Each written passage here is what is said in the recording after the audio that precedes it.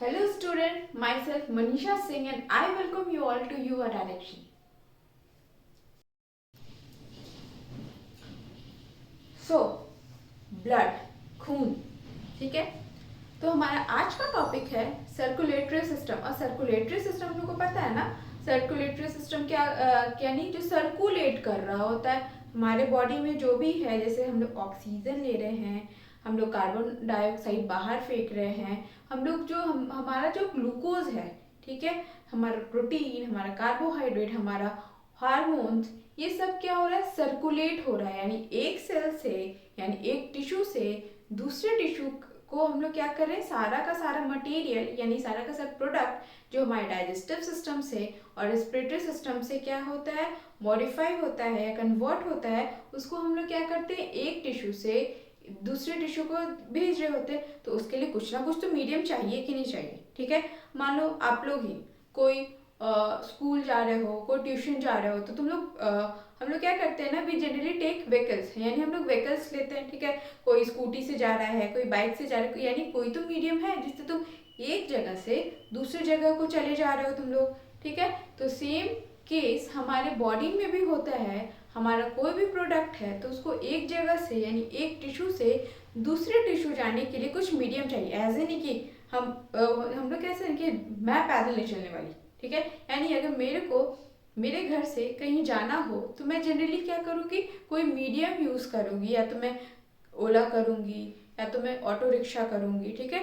यानी मैं पैदल नहीं जाऊँगी, ये सिनेरियो होता है। तो सेम सिनेरियो हमारे बॉडी में भी है, ठीक है, कि हमको कोई भी यानी ग्लूकोज जो हम लोग डाइजेशन करते हैं, यानी जो भी फूड है तो डाइजेस्ट होता है कि नहीं होता है, ठीक है। हम लोग डाइजेस्टिव सिस्टम में आप लोग ने पढ़ा होगा क्या, कि जितने भी फूड मटेरियल हैं सब हम लोग यानी फूड लेते हैं, उसको च्यू करते हैं, उसके बाद वो सारा का सारा किस में कन्वर्ट हो जाता है, ग्लूकोज में। ये तो पढ़ा है ना आप लोगों ने। उसके बाद हमारे बॉडी में एक और चीज़ होता है, जैसे रेस्पिरेटरी सिस्टम में हम लोग ऑक्सीजन यानी लंग्स क्या कर रहा होता है, हम लोग ऑक्सीजन लेते हैं और लंग्स से ही हम ब्लड में क्या चला जाता है, ऑक्सीजन, ठीक है। वो ऑक्सीजन पूरा का पूरा सर्कुलेट होता है, ठीक है। तो हम लोग यहाँ पे क्या देखें कि ब्लड एक्चुअली मीडियम का काम कर रहा है, यानी वो गाड़ी का काम कर रहा होता है, जो सबको, किसी को ग्लूकोज दे रहा है, किसी को ऑक्सीजन दे रहा है, किसी से कार्बन डाइऑक्साइड ले रहा है, ठीक है। तो हम लोग क्या कह सकते हैं कि ब्लड एक कनेक्टिव टिश्यू है। कनेक्ट मतलब सबको कनेक्ट कर रहा है कि नहीं कर रहा है। देखो तो आप लोग खुद देखो ना, उसने डाइजेस्टिव सिस्टम को भी क्या किया, कनेक्ट किया, उसने रेस्पिरेटरी सिस्टम को भी कनेक्ट किया। और ये तुम्हारा यही आप लोग का क्या, इसीलिए हम लोग इसको क्या कह रहे होते हैं, कनेक्टिव टिश्यू, ठीक है, क्योंकि कनेक्ट कर रहा है सारा का सारा सिस्टम। और ये हम लोग का बेसिस ऑफ लाइफ होता है, ठीक है। देखो ना, अगर हम लोग खाना खा तो ले रहे हैं लेकिन एक सेल से दूसरे सेल नहीं जाए, ठीक है, तो क्या कंडीशन बनेगा। उसके बाद हम लोग ऑक्सीजन तो ले रहे हैं बट वो तुम्हारा ट्रांसपोर्ट ही नहीं हो पा रहा है, यानी लंग्स में परा का परा रह गया, ठीक। तो क्या होगा, यानी हम लोग हमारे सेल में मेटाबॉलिक रिएक्शंस ही नहीं होंगे। मेटाबॉलिक रिएक्शन का मतलब क्या होता है, जो जनरली हम लोग क्या करते हैं, अपने लाइफ प्रोसेस को कंटिन्यू करने के लिए जो रिएक्शंस हमारे बॉडी में हो रहे होते हैं, ठीक है, तो वो तो होगा ही नहीं। अब ठीक है, ऑक्सीजन तो तुम्हें मिल जाएगा, ठीक है। मान लो ब्लड खुश हो गया, भाई मैं तेरा काम करूंगा सिर्फ, यानी मैं सिर्फ और सिर्फ रेस्पिरेटरी सिस्टम का काम करूंगा, डाइजेस्टिव सिस्टम का काम ही नहीं करूंगा, ठीक है, यानी मैं ग्लूकोज ही नहीं पहुंचाऊंगा। तो ग्लूकोज आपके बॉडी में कहाँ रह जाएगा, सिर्फ और सिर्फ स्टमक एरिया में, यानी स्मॉल इंटेस्टाइन में पूरा का पूरा वो जमा हो जाएगा।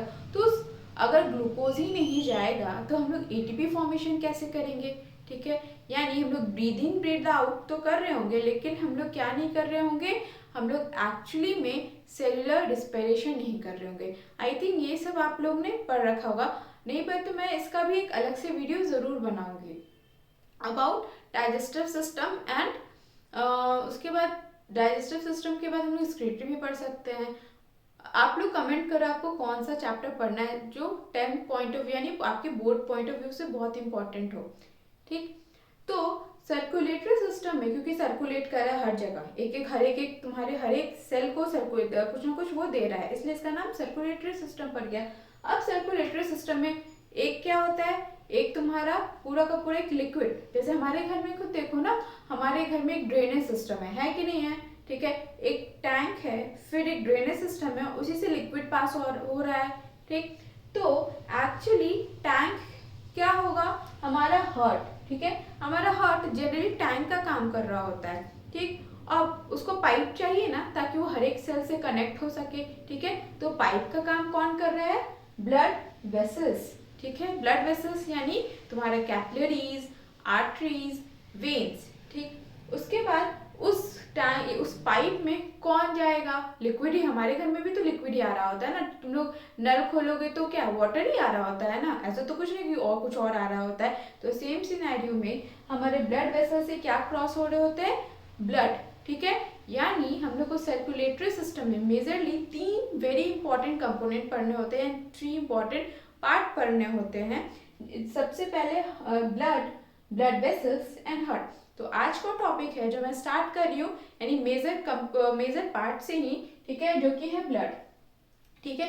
अभी मैंने बताया कि क्या चाहिए, यानी एक मीडियम चाहिए जिसमें हम लोग टैंक है, उसमें हम लोग ने लिक्विड डाल दिया, वो लिक्विड जनरली क्या कर रहा होता है, कैरी कर रहा होता है एक जगह से दूसरे, यानी हम एक लिक्विड जा रहा है, मान लो कोई नदी है, ठीक है, उसमें हम लोग कचरा फेंकते हैं, देखते हो ना आप लोग, कोई हुगली में वो किसी ने वो वेस्ट फेंका, वो पटना में फ्लो होके आ रहा है, ठीक है, वो फ्लो तो हो रहा है ना, यानी एक जगह से दूसरी जगह जा रहा है कि नहीं जा रहा है, ठीक है। तो हमारे ब्लड में भी ऐसा होता है, रिस्पिरेटरी यानी लंग्स उसमें ऑक्सीजन डाल देता है, ठीक।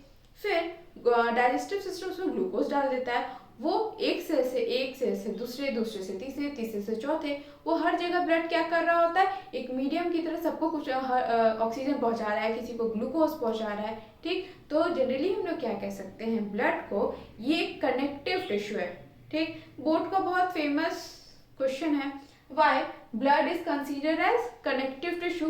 तो याद रहेगा ना, ब्लड को क्यों हम लोग कनेक्टिव टिश्यू कहते हैं, क्योंकि ये एक मटेरियल को एक जगह से दूसरी जगह लेके जा रहा है, और ये डाइजेस्टिव सिस्टम को और रेस्पिरेटरी सिस्टम को कनेक्ट कर रहा है, ठीक है। तो इसीलिए हम लोग इसको क्या कहते हैं, कनेक्टिव टिश्यू, ठीक है। सो याद रहेगा कि ब्लड को हम लोग कनेक्टिव टिश्यू क्यों कहते हैं, क्योंकि ये एक मटेरियल को दूसरी जगह लेके जा रहा होता है, ठीक।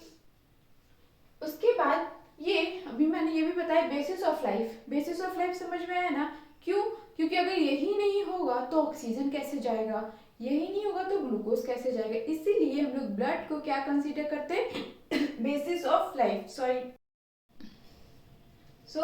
तो मैंने बताया कि why blood consider as connective tissue, क्यों, क्योंकि ये तुम हमारे सारे सिस्टम, एक्सक्रीटरी को भी कनेक्ट करता है कि नहीं, तुम्हारा जो वेस्ट प्रोडक्ट है CO2, वो कहाँ पे आके वो एक्सक्रीटरी यानी किडनी में कौन डालता है, ब्लड वेसल्स ही डाल रहे होते हैं ना, थ्रू ब्लड, ठीक। यानी मीडियम कौन कहलाता है, ब्लड ही, उसी में वेस्ट जाता है, ठीक। उसके बाद तो ये तुम्हारा क्यों, क्योंकि ये तुम्हारा because it connects all system, यानी हमारे जितने भी सिस्टम है, डाइजेस्टिव सिस्टम, उसके बाद तुम्हारा respiratory system, then excretory system, ये तीनों को कनेक्ट करता है, ठीक है।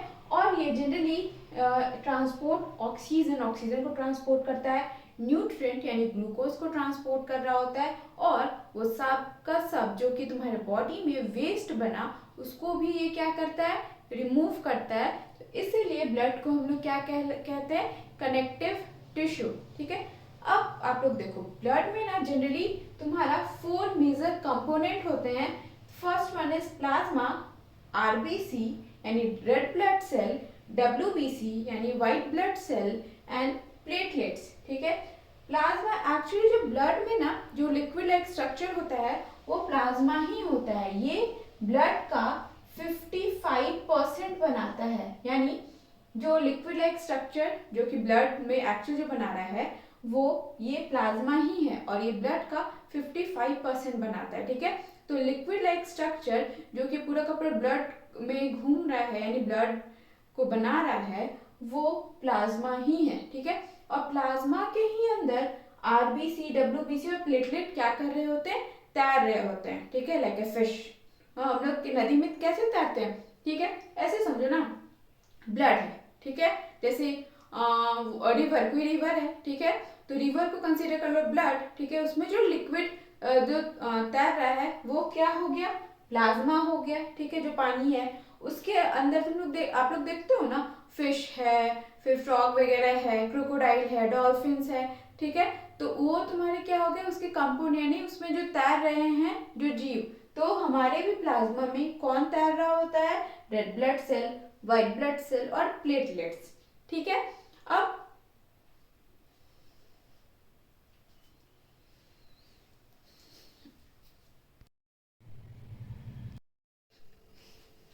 तो हम लोग प्लाज्मा से स्टार्ट करते हैं, यानी first component which is very important. क्यों? क्योंकि जो ब्लड है वो एक्चुअली लिक्विड स्टेट में कैसे, यानी लिक्विड कैसा है, बिकॉज ऑफ प्लाज्मा ओनली। ये ब्लड का 55% बनाता है, ठीक है, यानी कितना परसेंट बना रहा होता है, 55। और ये क्या है, it is a liquid part of blood, यानी ब्लड का लिक्विड होना ही किसके वजह से है, प्लाज्मा के वजह से, ठीक। और ये प्लाज्मा एक्चुअली किसका बना होता है, प्लाज्मा एक्चुअली जनरली यानी 90% जो है वो वाटर का बना होता है, और ये कलरलेस है। कलरलेस है तभी ना इसका हेमोग्लोबिन का जो पार्ट होता है यानी रेडिश होता है, वो इसी वजह से उसका कलर चढ़ जाता है प्लाज्मा पे, इसलिए हम लोग को ब्लड एक्चुअली में रेड दिख रहा होता है, ठीक है।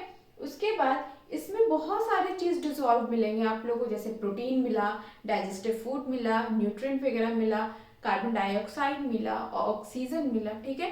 ये सब के सब इसी में घुलनशील होते हैं, यानी इसी में डिजॉल्व स्टेट में रहते हैं। इवन इसमें इम्बेंस्ड सारे सेल, यानी जो हम लोग डब्ल्यूबीसी, आरबीसी और प्लेटलेट है, ये इसी प्लाज्मा में ही तैर रहे होते हैं, ठीक है। तो समझ में आया प्लाज्मा है क्या, ये कलरलेस लिक्विड है जो कि मेनली वाटर का बना हुआ है, वाटर भी कितना, 90%, ठीक है। तो आप लोग इसको लिख सकते हो।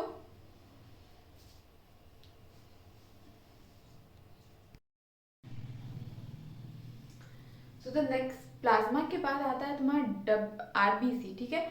आरबीसी यानी रेड ब्लड सेल, ये हमारे ब्लड का कितना परसेंटेज बनाता है, ये हमारे ब्लड का 45% बनाता है। यानी ब्लड में जो 4 कंपोनेंट है, पहला कितना बनाया, यानी प्लाज्मा लिक्विड स्टेट में कितना बनाया, 55। उसके बाद जो सेकंड आता है वो है तुम्हारा आरबीसी, ठीक है। अब सी आरबीसी यानी red blood cell actually red क्यों होता है, बिकॉज वो एक वहाँ पे एक पिगमेंट प्रेजेंट है जिसका नाम है हेमोग्लोबिन, ठीक है। हेमो का मतलब यानी फर्स्ट हेमो का मतलब होता है आयरन, एंड ग्लोबिन का मतलब होता है प्रोटीन, यानी जो ऑक्सीजन से जो बाइंड कर रहा होता है वो ये ग्लोबिन ही है, ठीक है। इसको हम लोग लिख सकते हैं ना, बाइंड्स टू ऑक्सीजन, यानी कलर रेड क्यों हुआ, हेमोग्लोबिन के वजह से। और हेमो मतलब आयरन, इसलिए कहा जाता है ना आयरन खाओ रेड ब्लड बनेगा, जब ब्लड का कमी होना स्टार्ट हो जाता है तो, ठीक है। और ग्लोबिन मतलब प्रोटीन, जो कि यानी तुम्हारे लंग्स में जो ऑक्सीजन है उसको बाइंड करता है, यानी उसको कैरी कर लेता है और हर एक जगह लेके जाता है, ठीक है। तो आरबीसी में जनरली याद रखना है कि वो तुम्हारा ऑक्सीजन कैरी करता है। ऑक्सीजन किस पिगमेंट की वजह से कैरी कर पाता है, हेमोग्लोबिन, इसलिए हम लोग हेमोग्लोबिन को ऑक्सीजन कैरी पिगमेंट भी कह रहे होते हैं, ठीक है। यानी ऑक्सीजन कैरी करता है, ऑक्सीजन को एक टिश्यू से दूसरे टिश्यू लेके जा रहा होता है। हेमो का मतलब होता है आयरन एंड ग्लोबिन का मतलब होता है प्रोटीन, ठीक है। तो आरबीसी कैरी, आरबीसी जनरली क्या कर रहा होता है, ऑक्सीजन को कैरी कर रहा होता है लंग्स से, ठीक है, डिफरेंट डिफरेंट बॉडी पार्ट में, यानी लंग्स से ऑक्सीजन लिया, ठीक है, हेमोग्लोबिन इसको बाइंड किया, अब ये हेमोग्लोबिन हर एक यानी ब्लड प्लाज्मा में, यानी आरबी हमको पता है ना आरबीसी किसमें घुलनशील है, यानी किसमें किसके अंदर इमेंस्ड है, वो प्लाज्मा में, तो प्लाज्मा के थ्रू जा रहा है, सारे सेल को ऑक्सीजन देते जा रहा है, ठीक है। आरबीसी और आरबीसी में हेमोग्लोबिन मिल रहा होता है, ठीक है। और आरबीसी जनरली ये तुम्हारा इसमें न्यूक्लियस एब्सेंट होता है, ठीक है। यानी हम लोग यहाँ पे ये लिख सकते हैं ना, in RBC nucleus is absent, ठीक है। और इसका लाइफ स्पैन कितना होता है, इसका लाइफ स्पैन 120 डे। इसका लाइफ स्पैन इतना कम इसलिए होता है क्योंकि इसके पास न्यूक्लियस ही नहीं है, और ये जितने भी वेसल्स, देखो ना आप लोग खुद देखो, अगर कोई चीज़ है उसको तुम वेसल्स में जाते जाओगे, तुम यानी अपने आप को कंसीडर करो, एक क्या है, गड्ढा, ठीक है, यानी ये एक गड्ढा है, ठीक, तुम लोग इसमें एंटर, आप लोग इसमें एंटर तो जरूर कर गए, लेकिन इसके बाद जैसे जैसे ये यानी अंदर जाते जाओगे, ये जो गड्ढा है वो धीरे धीरे पतला होते जाएगा, ठीक, यानी पहले तो ट्यूब ऐसा था जिसमें आप लोग फिट आ जा रहे हो, लेकिन जैसे जैसे ये अंदर की तरफ जा रहा है ये पतला होते जा रहा है। अब जैसे कोई आएगा तो आपके यहाँ पे सेल टकराएंगे कि नहीं टकराएंगे, ठीक है, यानी हम लोग होता है ना कि हम लोग को चोट आ सकता है कि नहीं आ सकता, तो सोचो ब्लड ऐसे कितने छोटे छोटे पार्ट से यानी टाइम से गुजर रहा होगा, गड्ढे से गुजर रहा होगा, जिसकी वजह से उसका सारा का सारा यानी जो सेल है वो फ्रिक्शन यानी उसको चोट लगते जा रहा होगा, यानी डैमेज होते जा रहा। अब कोई कितना सह सकता है, यानी उसको इतना ज्यादा वो चोटी मतलब होता है ना, किसी को बहुत ज्यादा दर्द में है वो बेचारा, क्योंकि इतना ज्यादा चोटिल हो चुका है, हर जगह उसको, हर जगह से वो मतलब डैमेज है, तो वो क्या करता है, एक तो उसके पास न्यूक्लियस नहीं है, दूसरा वो इतने छोटे छोटे स्ट्रक्चर पाइप में जा रहा है कि वो हर जगह से उसका क्या फ्रिक्शन की वजह से डैमेज होते जा रहा है। अब जब डैमेज होगा तो वो मरेगा कि नहीं मरेगा, ठीक है, इसलिए इसका लाइफ स्पैन सिर्फ 120 डे का होता है, और ये शेप में कैसा होता है, बाइकॉनकेव, ठीक है, यानी आरबीसी का शेप कैसा है, बाइकॉनकेव, बाइकॉनकेव कैसा, ऐसा, ठीक है। तो अब देखो, ऑक्सीजन हम लोग को ये पता है, आरबीसी तुम्हारे जनरली कैसा क्या कैरी कर रहा होता है, ऑक्सीजन, ठीक है, लेकिन हेमोग्लोबिन के पास बहुत कम पावर होता है कार्बन डाइऑक्साइड को एक जगह से दूसरी जगह यानी तुम्हारे सेल से लेकर लंग्स तक लेकर आना, ठीक है, तो इसके लिए ऑक्सीजन बहुत यानी हेमोग्लोबिन सिर्फ 1% या 2% पार्टिसिपेट करता है ऑक्सीजन को लेके जाने में, कहाँ, लंग्स के पास, लेकिन एक्चुअली में कार्बन डाइऑक्साइड को कौन कैरी करके लेकर आता है लंग्स के पास, वो है प्लाज्मा, ठीक है, तो प्लाज्मा जनरली रिस्पॉन्सिबल होता है किसको कैरी करने में, कार्बन डाइऑक्साइड को कैरी करने में, कहाँ तक, लंग्स में। हेमोग्लोबिन का बस 1% ही चांस बनता है किसको कैरी करने के लिए, कार्बन डाइऑक्साइड का, लेकिन जनरली हेमोग्लोबिन का काम क्या होता है, सिर्फ और सिर्फ ऑक्सीजन को कैरी करना लंग से अलग अलग पार्ट ऑफ द सेल में, ठीक है, तो आई होप तुम लोग को इतना समझ में आया होगा, यानी आरबीसी यानी रेड ब्लड सेल, इसका लाइफ स्पैन 120 डेज होता है, तो ये ब्लड का 45% ही बनाता है, ठीक है।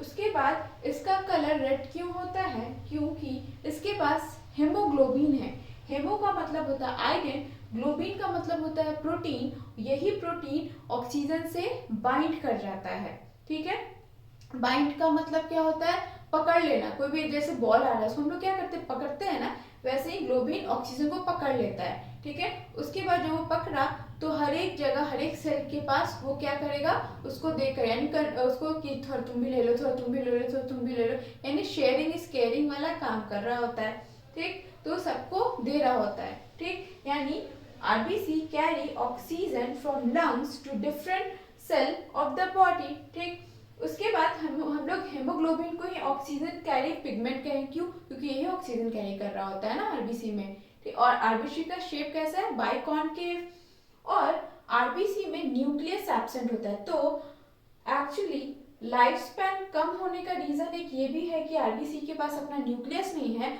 और आरबीसी बहुत छोटे छोटे ट्यूब में जा रहा होता है, जिसकी वजह से वो डैमेज होता है, और वो धीरे धीरे वो क्या हो जाता है, स्प्लिन में जाके उसकी मौत हो जाती है, ठीक। आरबीसी के पास सिर्फ और सिर्फ बहुत यानी आरबीसी सिर्फ 1% कार्बन डाइऑक्साइड कैरी कर पाता है, लेकिन जो रेस्ट कार्बन डाइऑक्साइड है ना, वो कौन कैरी करता है, प्लाज्मा। तो होप आप लोग को ये समझ में आया होगा, और इसके पहले मैंने प्लाज्मा के बारे में बताया था, वो कलरलेस लिक्विड है, वो 90% वाटर से बना हुआ है, और वो ब्लड का 55% बना रहा होता है। तो मैंने ब्लड के बारे में बताया, और सर्कुलेटरी सिस्टम के इंट्रोडक्शन से स्टार्ट किया था। सर्कुलेटरी सिस्टम में तीन हम लोग को यानी मेजर 3 पार्ट पढ़ना है, ब्लड, ब्लड वेसल और हार्ट। हार्ट टैंक का काम कर रहा होता है, फिर पाइप का काम कौन कर रहा होता है, ब्लड वेसल, और उसी पाइप से कौन क्रॉस कर रहा होता है, लिक्विड, जो कि है हमारा ब्लड। ठीक, ब्लड तुम्हारा एक कनेक्टिव टिश्यू है, क्योंकि ये तुम्हारा इसका जनरली काम क्या होता है कि जितने भी वेस्ट है उसको रिमूव कराना हमारे बॉडी से बाहर, ऑक्सीजन को कैरी कराना, देन फिर न्यूट्रिएंट को कैरी कराना, इसलिए इसको हम लोग connective tissue of the body कहते हैं। ठीक है, उसके बाद हम लोग इसके 4 मेजर कंपोनेंट होते हैं, plasma, RBC, WBC and platelet. और प्लाज्मा के बारे में बताया, वो कलरलेस लिक्विड है। आरबीसी क्या है, वो रेड इन कलर होता है। उसका कलर क्यों होता है, हेमोग्लोबिन के कारण। ठीक है, तो नेक्स्ट क्लास में हम लोग डब्ल्यूबीसी और प्लेटलेट पढ़ेंगे। देन हम लोग ब्लड वेसल्स के कुछ ब्लड वेसल को थोड़ा ब्रीफली देख लेंगे ताकि हम लोग हर्ट पढ़ सके। ठीक है, so till then good night, मिलते हैं नेक्स्ट क्लास में।